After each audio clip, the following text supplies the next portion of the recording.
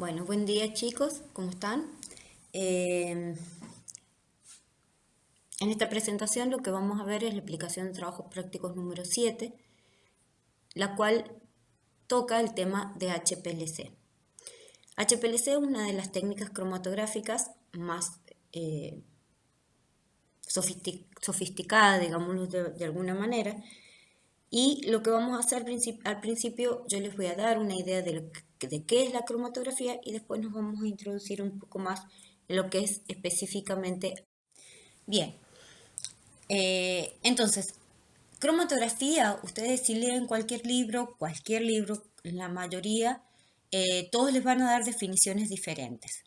Yo ahora les voy a dar dos, que son las que están puestas en esta filmina, y, eh, y les voy a dar dos características que ustedes sí o sí tienen que tener en cuenta cuando escriben una definición en cromatografía.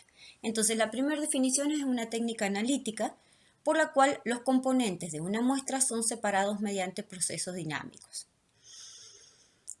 En este caso, el término procesos dinámicos, o sea, los términos procesos dinámicos son muy importantes y más adelante van a ver por qué. La segunda definición es que cromatografía es una técnica analítica usada para la separación de los componentes de una muestra que se distribuyen en dos fases invisibles, una estacionaria y una móvil. Y ya vamos a ver más adelante qué quiere decir dos fases invisibles, obviamente eso ya lo saben químicamente qué son dos fases invisibles y a qué se refiere, vamos a ver, con una fase estacionaria y una fase móvil. ¿Cuáles son los tipos de cromatografía que existen? Tenemos cromatografía en papel, cromatografía en capa fina, que son los primeros diseños cromatográficos. Perdón, el primer diseño cromatográfico fue en columna, ¿está bien? Después surgieron en papel en capa fina. En columna, que ustedes seguramente ya lo han visto en química orgánica. Y luego tenemos las instrumentales propiamente dichas, que son HPLC, que es una cromatografía líquida de alta performance, o cromatografía líquida está bien, de alta performance, y una cromatografía de gases. ¿Está bien? Ese es un cromatógrafo de gases. Las dos últimas son técnicas instrumentales y se las llama así justamente porque usan un instrumento especial para producir la separación. Es interesante que ustedes vean que cada una de las metodologías utiliza ciertos componentes y, por ejemplo, en el caso de la cromatografía en papel se utiliza papel como soporte, en el caso de la capa fina es muy parecida a la cromatografía de papel, también se produce por capilaridad, ustedes fíjense que va para arriba la separación, lo ven sobre todo en el caso donde está el papel, ¿está bien? En el capa fina es lo mismo, ¿está bien? El solvente sube en la separación, en el papel o en la capa fina y va produciendo la separación. La diferencia entre el papel y la capa fina es que la cromatografía en papel justamente se realiza en papel, generalmente de filtro, y en capa fina ustedes ya tienen una base plástica que está recubierta por algún componente poroso, que es donde se va a producir la separación. Luego tenemos en columna, se le llama así, generalmente son cromatografías en geles, adentro de la columna es un gel, ustedes probablemente como les dije lo hayan hecho en química orgánica, se realiza la siembra en la parte superior de la columna y luego se le agrega el solvente o el eluyente, ¿está bien?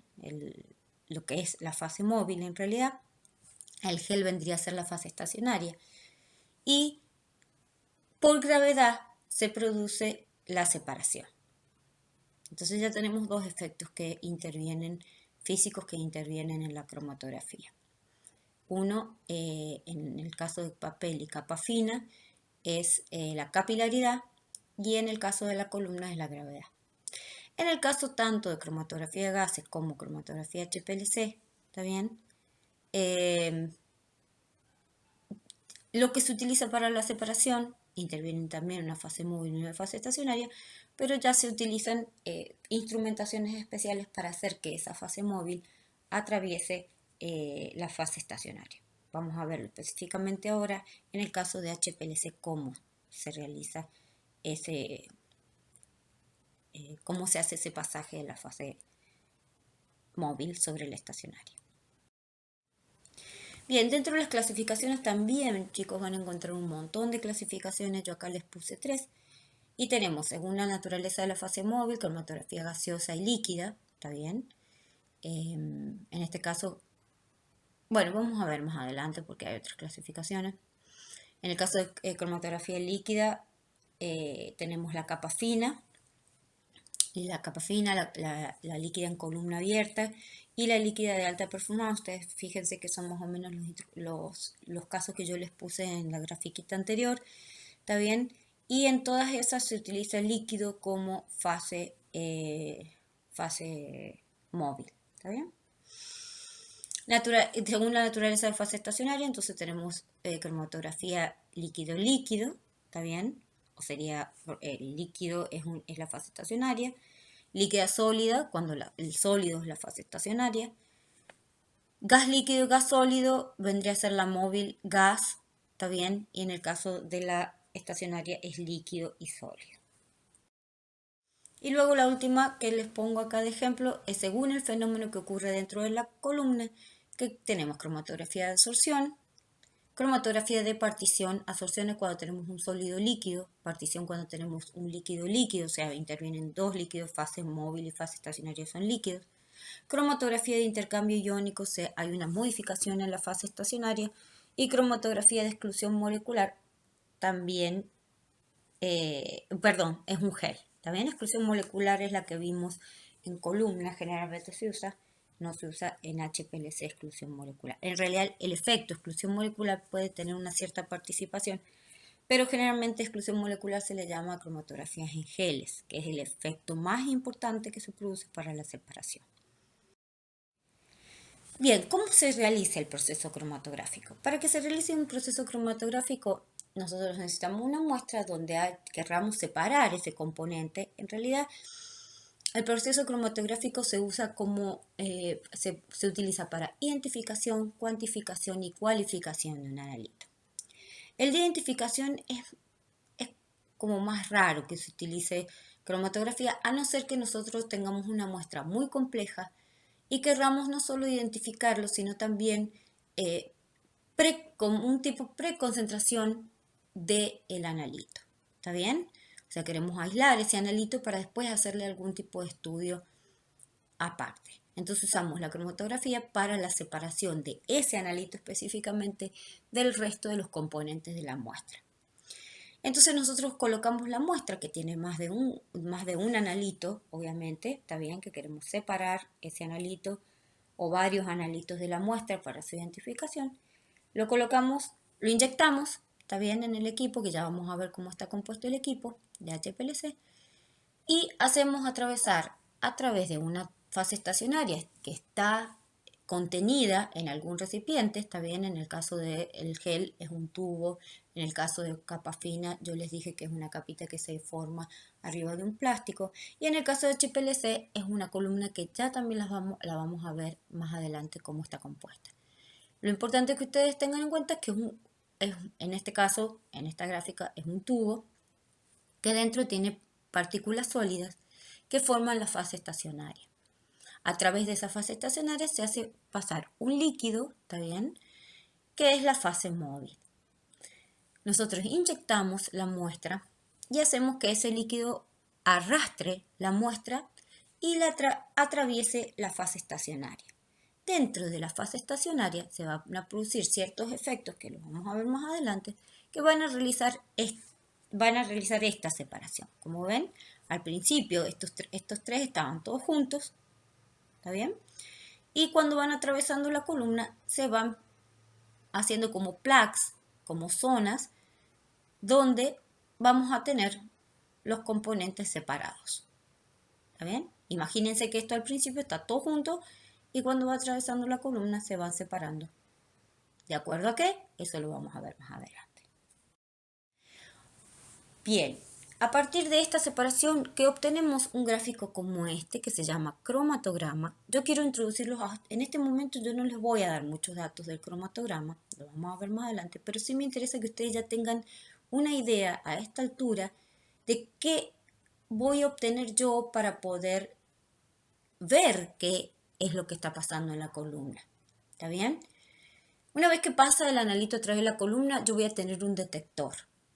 Ese detector, que puede ser alguna de las técnicas que ustedes ya han visto, como UV visible, un espectrofotómetro, estoy diciendo, un fluorómetro, y vamos a ver otros detectores un poquito más específicamente, pero lo importante es que yo voy a obtener al final un esquema como el que está puesto acá. Ya no voy a ver un número, ¿está bien? Voy a ver un esquema donde voy a tener tiempo abajo, que es el tiempo que va a recorrer el analito por la columna, y la señal, en realidad en este caso se trabaja con área bajo la curva, ¿está bien? Que son los piquitos que tenemos ahí, ¿ven? B, C, acá, B, C, D y E son los analitos que en este caso, en este cromatograma se han separado. Bien, esto es lo que yo voy a ver como resultado de un, ya sea HPLC o cromatógrafo de gases. En realidad en cromatografía de gases los picos generalmente son mucho más. ¿Cuáles son las características fundamentales de un proceso cromatográfico? Tenemos la migración diferencial y el ensanchamiento de banda. ¿Tá? Ya ustedes habiendo visto el cromatograma se pueden imaginar que la migración diferencial, cada uno de los compuestos sale de la columna a un tiempo característico denominado tiempo de retención del compuesto. Como vimos anteriormente, yo no les puedo pasar la filmina anterior porque si no se me corta el audio, ¿está bien? Pero si ustedes cuando lo estén escuchando el audio, pueden volver para atrás y van a ver que yo les dije que uno de los ejes, el eje X, ¿está bien? Es tiempo de retención. Entonces, ese tiempo de retención, cada uno de los picos tiene su tiempo de retención y eso es lo que caracteriza la migración diferencial en cromatografía. ¿Y qué caracteriza el ensanchamiento de bandas? Como propiamente lo dice ahí, cada banda, esa área bajo la curva que yo les comenté, cada uno de los picos tiene un cierto área bajo la curva y un cierto ancho, que también lo vamos a ver más adelante específicamente cómo se determina. Entonces, cada pico que sale de la columna está caracterizado por un ancho de pico característico W. ¿Está bien? El cual es función de la eficiencia de la columna. ¿Está bien? Entonces es importante que ustedes tengan en cuenta ya desde ahora que el ensanchamiento de banda también está relacionado con la eficiencia de la columna. La eficiencia en cuanto a la separación, ¿no? Bien, específicamente, ¿qué determina la migración diferencial y qué determina el tiempo de retención que un analito, que un analito va a tener? Yo les dije que era característico, pero ¿qué lo determina? Esa migración diferencial va a estar determinada de acuerdo a la afinidad, se podría decir, o a la interacción que se va a dar del analito con respecto tanto a la fase móvil como a la fase estacionaria. En este caso nosotros tenemos un analito C y un analito A. ¿Qué pasa con estos dos analitos? Son dos analitos diferentes. C tiene una afinidad mucho más grande, como ven la flecha, por la fase estacionaria que por la fase móvil. Y viceversa, A tiene mucha menor afinidad por la fase estacionaria que por la fase móvil. ¿Qué va a pasar? C va a preferir estar en la fase estacionaria y A va a preferir estar en la fase móvil. ¿Qué va a pasar con eso? Va a pasar que A, como prefiere estar más en la fase móvil, se va a mover mucho más rápido. Y acá tenemos el proceso dinámico que dijimos al principio, porque es tan importante en la definición tener en cuenta qué es un proceso dinámico, porque esto no es que ustedes lo tienen acá en un lugar y ya se terminó. Esto imagínense que se va dando cada vez que el analito va avanzando en la columna. ¿Está bien? Entonces, ¿qué va a pasar? A, al preferir estar en la fase móvil, va a estar más tiempo en la fase móvil, lo que va a hacer que sea arrastrado por la fase móvil mucho más fácil que C, que va a preferir quedarse mayor tiempo en la fase estacionaria. ¿Eso qué va a hacer? Que ellos no solo se separen, sino que A vaya avanzando mucho más rápido en la columna que C. Eso va a hacer que salga A antes de la columna que C y obviamente se separen dentro de la columna. Chicos, importantísimo que tengan en cuenta, vean que acá tenemos dos constantes diferentes, obviamente dada por la afinidad por la interacción de A y de C hacia la columna, lo que nos va a dar, obviamente, tiempos de retención diferentes. Estas constantes, que por lo general, cuando tenemos interacción líquido-líquido, se llaman constantes de partición o reparto, ¿está bien? Son importantísimas para el resto de la evaluación de los datos, ¿está bien? Entonces, teóricamente, ¿cuáles son los datos que nosotros tenemos que tener en cuenta para determinar una migración diferencial? Primero y el más importante es el coeficiente de partición, que fue el que vimos recién. O sea, está bien, concentración del analito que sea en la fase estacionaria y en la fase móvil. La relación entre ellos nos va a dar una constante, un coeficiente de partición. Aparte de eso, tenemos la velocidad, la relación de velocidad de migración y relación de partición. ¿Está bien? Cómo interaccionan entre ellas. ¿Por qué yo les estoy dando estas fórmulas? Cuando veamos la parte teórica, cuando vean la parte teórica, van a ver que cada una de estas fórmulas, la constante ya la vimos, pero la velocidad, ¿está bien? La relación de velocidad de migración y la partición nos van a terminar dando toda una deducción de fórmulas que nos van a llevar a qué es el factor de capacidad. El factor de capacidad es importantísimo para saber, al estar relacionado con el tiempo de retención, para saber cómo se van a ir separando los analitos. ¿Está bien? Les presento estas dos fórmulas anteriores para que ustedes, cuando vayan a la teoría o cuando les mandemos el audio de la teoría, vean que cada una de las deducciones e interacciones de estas características van a terminar dando el factor de capacidad. Ahora no tiene mucho sentido que yo les haga toda la deducción de las fórmulas. ¿Está bien?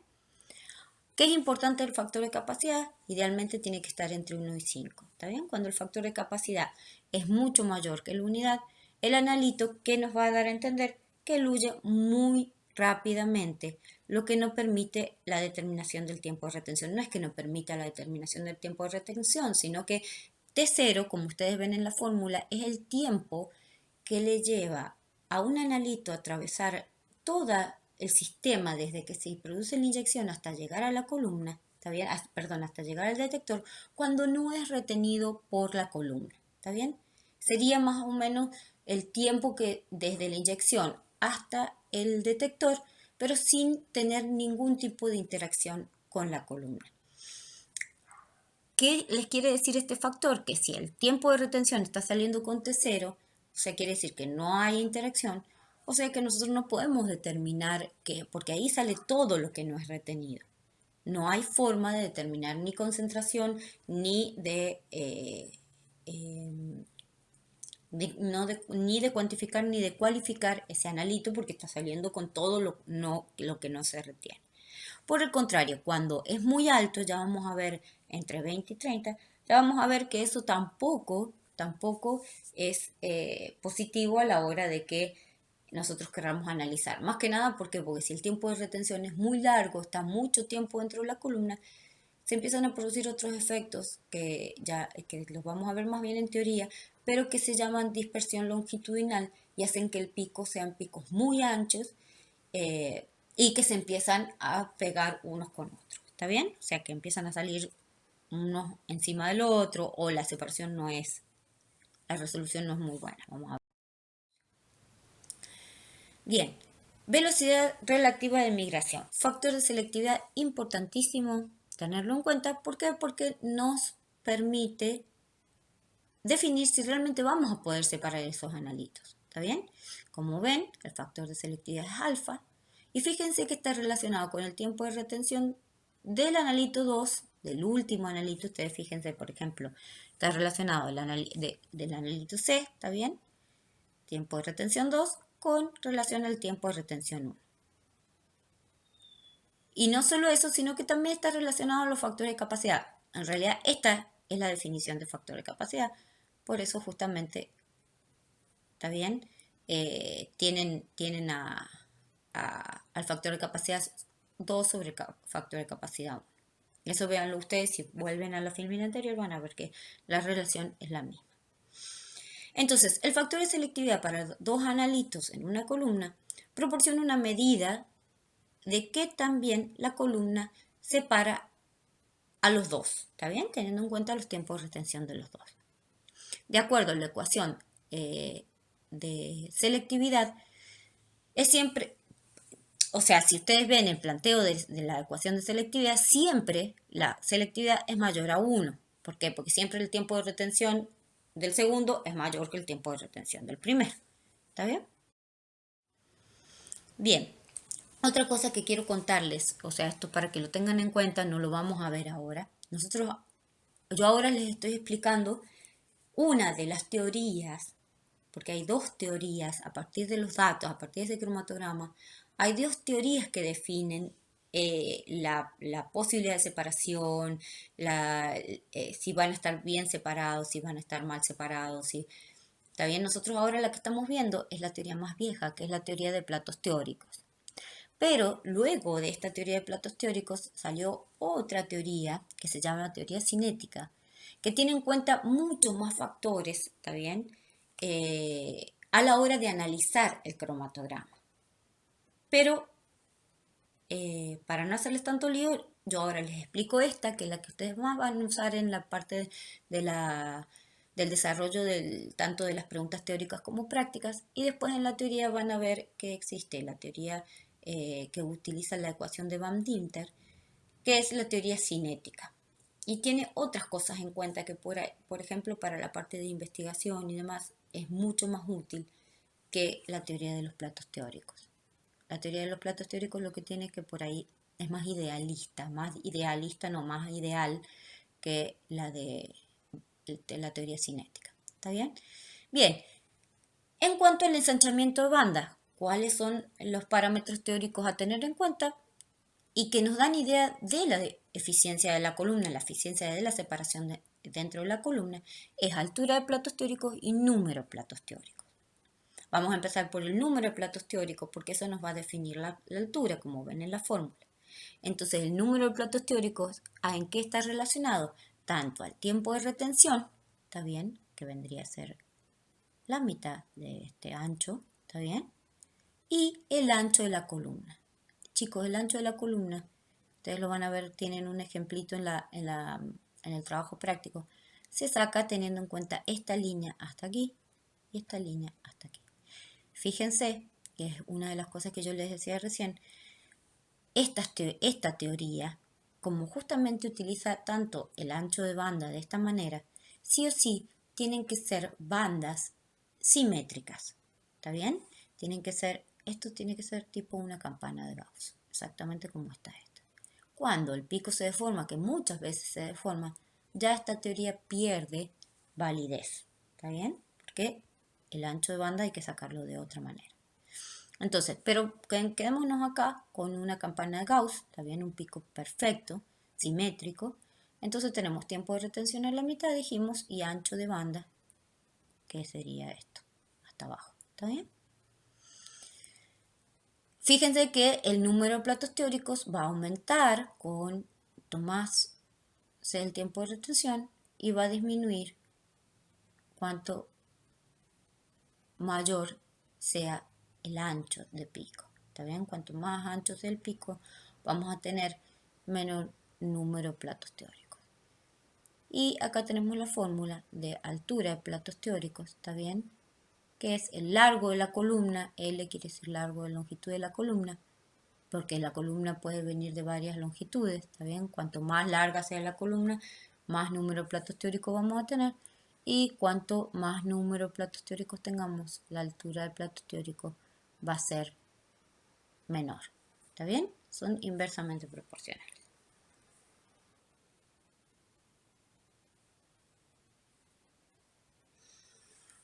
Bien. Otro factor importante para tener en cuenta es la resolución. ¿Qué es la resolución? Yo acá les volví a poner la imagen del cromatograma. La resolución es justamente este espacio que tenemos acá, ¿está bien? sea, la resolución va a ser la diferencia entre la mitad del pico de uno de los picos con respecto a la mitad del segundo. Si quieren verlo acá, va a ser la mitad de justamente esta rayita, con respecto a la mitad de D. ¿Está bien? Este espacio de aquí va a ser la resolución entre los picos. O, por ejemplo, acá sería este espacio de aquí. Este espacio les va a dar la resolución. Fíjense que resolución está es directamente proporcional a la relación, en este caso, la resolución es entre dos picos, por eso tenemos T de 2 menos T de 1, ¿está bien? E inversamente proporcional a W, que es lo que yo les decía recién. Cuando los picos se hacen muy anchos, porque los tiempos de retención son muy, que ese es un efecto que lo ven en Band Inter y no lo ven acá, ¿está bien? Cuando los tiempos de retención son muy largos, el pico se tiende a ensanchar, ¿está bien? Por el tiempo que lleva dentro de la columna. Ahora, fíjense que es directamente proporcional al tiempo, ¿está bien? E inversamente proporcional al ancho de pico. Cuando el ancho de pico se hace muy grande, la resolución se empieza a achicar, ¿está bien? Y es lógico, porque si estos picos serían grandes así, casi este pico sería así de grande, y este pico sería así de grande, entonces la resolución cada vez es menor. La diferencia entre la mitad del pico de uno y la mitad del pico del otro, ¿está bien? Y en esta otra fórmula vemos cómo se relaciona la resolución tanto, o sea, es tan importante esta resolución que se relaciona al factor de selectividad, que habíamos dicho que nos daba una idea de que si se iban a separar unos los analitos, la eficiencia de la columna a través del número de platos teóricos y la constante de capacidad, ¿está bien? Que la habíamos visto y está relacionada justamente acá la constante de interacción entre la fase estacionaria y la fase, o sea, el analito con respecto a la fase estacionaria y la fase móvil. Bien, esto léanlo ustedes, chicos, es cómo se pueden regular cada uno de los factores, ajustando tanto la fase móvil como la fase estacionaria. Es importante que ustedes tengan en cuenta lo siguiente cuando estudien esto. Siempre cuando se utiliza un equipo de HPLC, la parte más cara es la columna. Entonces, ¿qué se tiende a modificar? Generalmente se tiende a modificar primero la fase móvil, que son solventes, ¿está bien? Que es más barato que modificar y decir, cambio la columna. La columna es muy cara, son columnas especiales, a veces están modificadas, o sea que son más especiales todavía. Entonces, siempre se tiende a tratar de modificar ya sea la fase móvil o modificar alguna característica física, como la temperatura, que ahí en algunas partes lo tienen, como la temperatura, antes de llegar a cambiar la fase estacionaria. La fase estacionaria siempre, por una cuestión de costos, es lo último que se toca. Bueno, esto ya lo vimos, cromatografía de reparto. Cuando hablamos reparto, chicos, o partición, es líquido-líquido, una constante que se da esto en separación líquido-líquido, lo van a ver, es una constante de reparto del analito entre los dos líquidos. Absorción, ¿está bien? O líquido sólido, cromatografía iónica, inclusión, esto ya lo vimos. ¿Está bien?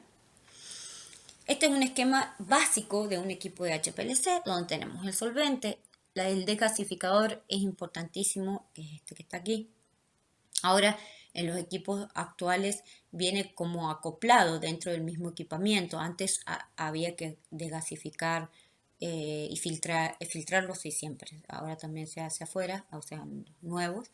Pero el desgasificador viene como incorporado dentro del equipo. ¿Está bien? Antes se tenía que hacer por sonicación o por vacío fuera del equipo. ¿Está bien? Tenemos entonces el solvente, la fase móvil, el desgasificador, importantísimo para que... ¿cuál es la finalidad del desgasificador? Es justamente sacarle el gas, sacarle las burbujas. ¿Por qué? Porque las burbujas si se meten en la columna,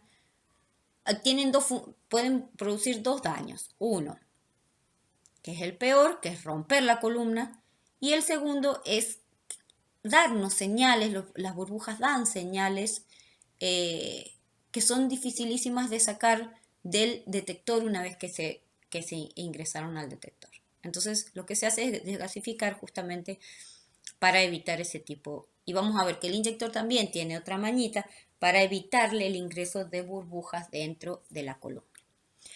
Importante parte, es re importante, chicos, que tengan en cuenta esto. Esto, la bomba de alta presión, es la que diferencia justamente una cromatografía en geles o en columna, ¿está bien?, de una HPLC.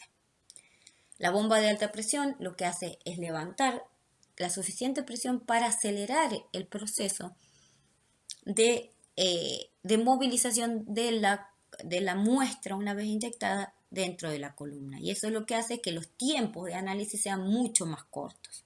¿Está bien? Bombas de alta presión, ahora vamos a ver algunas de las características.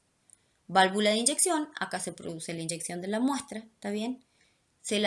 Ahora vamos a ver cómo funciona también. Se inyecta la muestra y es arrastrada por la fase móvil que es introducida dentro de la columna. La columna obviamente básica, ¿está bien? Es donde se produce el proceso de separación. Se separan los analitos que son detectados a través del detector y analizados por el analizador de datos que nos va a dar justamente el cromatograma de la separación. ¿Está bien? Fíjense que en este cromatograma ustedes ya tienen como el tiempo muerto, el tiempo de retención corregido, ¿está bien? La altura de pico, que les da la idea de altura de pico, ¿está bien? El ancho de banda, bueno, ya lo habíamos visto y lo van a ver ustedes en el práctico que están. Ahí están todo lo que vimos recién puestos en esa filmina para que ustedes vean cuáles son las partes del instrumento. Y un poco esto es un resumen de lo que yo ya les conté.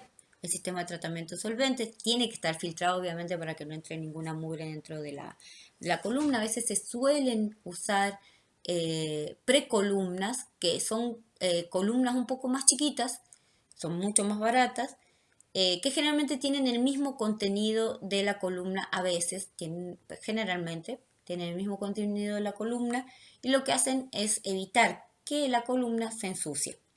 ¿Está bien? O sea, que suele ensuciar más bien en la cabeza, en la parte de arriba de la columna o la delantera. ¿Está bien? Dependiendo de la posición de la columna en el HPLC. Entonces, para evitar que se ensucie, que se tape o que se termine rompiendo, lo que se hace es ponerle una precolumna. No es usual, pero a veces se suele hacer. El termostatizado de los solventes, si nosotros queremos modificar la temperatura, si nos va a favorecer o no en la separación. Y el desgasificado, chicos, esencial, que ya se los conté. ¿Qué es la ilusión isocrática y la ilusión por gradiente? Ustedes vieron que en el equipo que yo les dibujé ahí, para que ustedes tengan una idea, muestran un solo tarrito, ¿está bien? En el caso que nosotros utilicemos durante toda la corrida la misma fase móvil, se le llama ilusión isocrática, ¿está bien? Utiliza la misma fase móvil de una composición constante. Ahora, nosotros en los equipamientos nuevos, más que nada, se pueden poner más de un solvente, pueden tener más de un tubito e ir poniendo ciertos porcentajes. Por ejemplo, largar una corrida con el 100% de uno e ir variando los porcentajes, ir cambiando y ponerle, por ejemplo, empezar con 100% de metanol y 0% de ácido fosfórico, ir aumentándole el buffer fosfórico, en realidad buffer fosfórico, durante el proceso de separación hasta llegar a un 70-30. Eso se llama ilusión en gradiente, ¿está bien?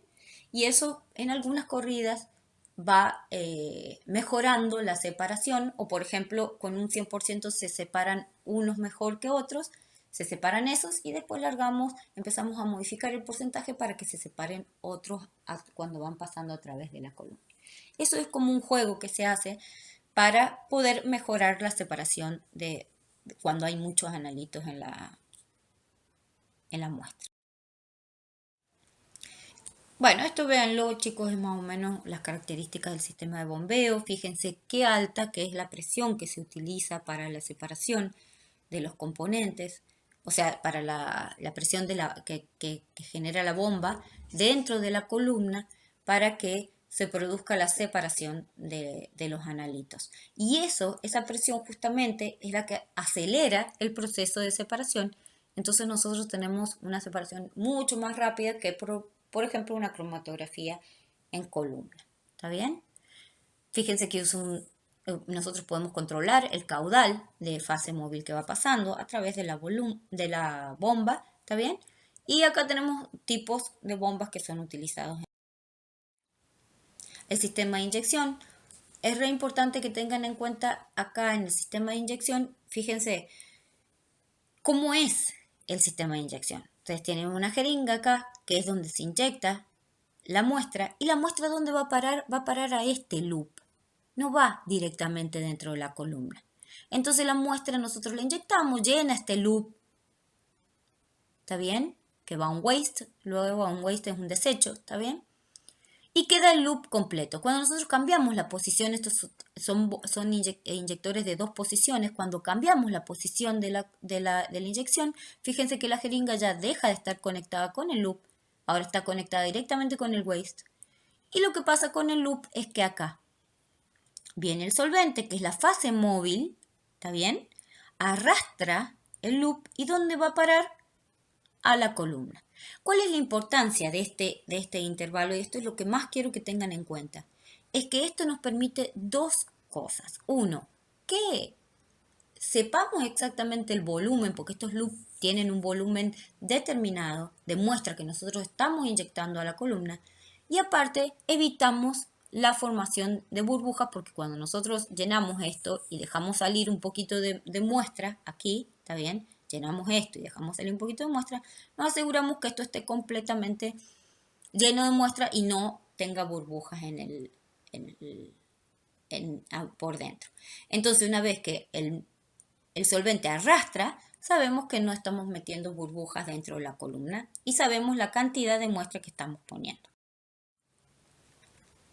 Bueno, acá tenemos características de los detectores, chicos, léanlo. Es importante que sepan que tenemos detectores generales y selectivos. Dentro de los generales, determinaciones de las propiedades físicas de la fase móvil. Ustedes fíjense que estos detectores generales miran la fase móvil, no el analito. ¿Está bien? Cuando se modifica la conductividad o el índice de refracción de la fase móvil, se produce la detección. Y los selectivos son los que ustedes ya conocen, absorbancia o fluorescencia, que ven características propias del analito. ¿Está bien? Acá tenemos un ejemplo de detector, esto léanlo, es más o menos lo que a mí. Detector de fluorescencia, refracción, electroquímicos, creo que es el que menos conocen. Bien, la columna cromatográfica, más o menos lo que hemos visto, es la que caracteriza la separación en sí.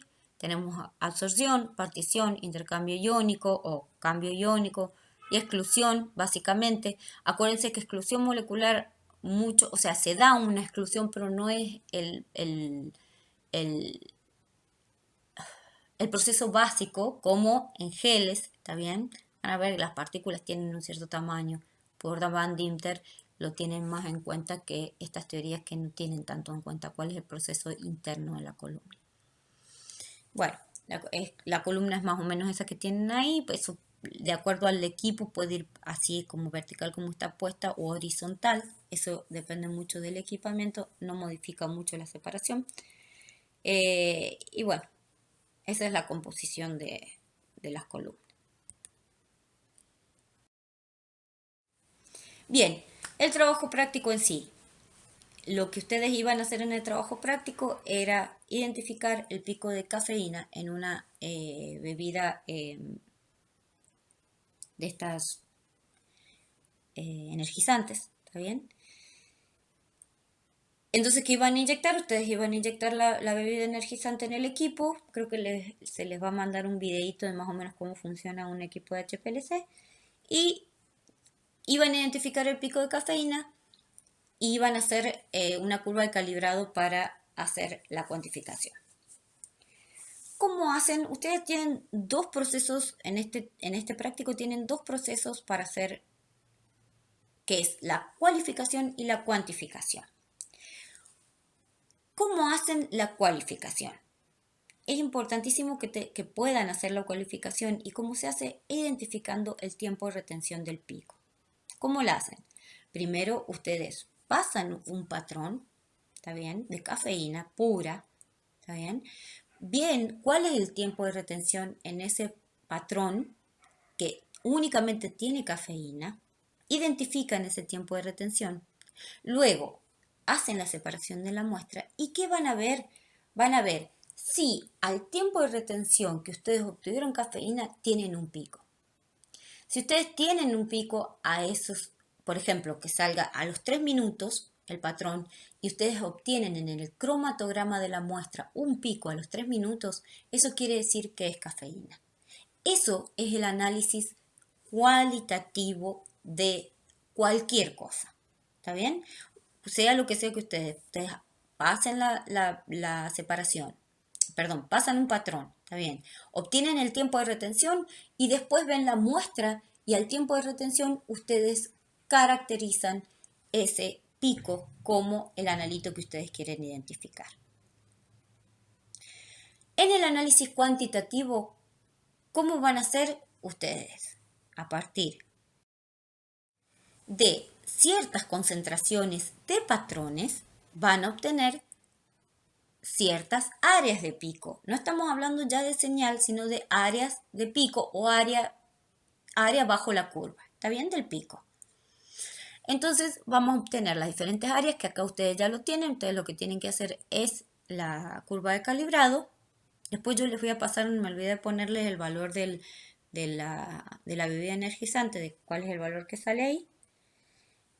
Y como vinieron haciendo de todos los prácticos anteriores, van a obtener concentración versus área de pico y van a hacer la curva de calibrado. A partir de curva de calibrado, ustedes tienen que saber cuál es el área de pico o el área abajo de la curva, está bien, de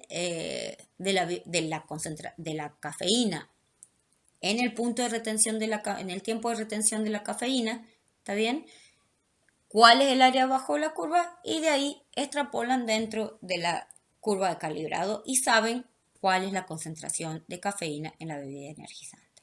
¿Está bien? Este procedimiento, el de cuantificación, es exactamente igual a los que vinieron viendo hasta ahora.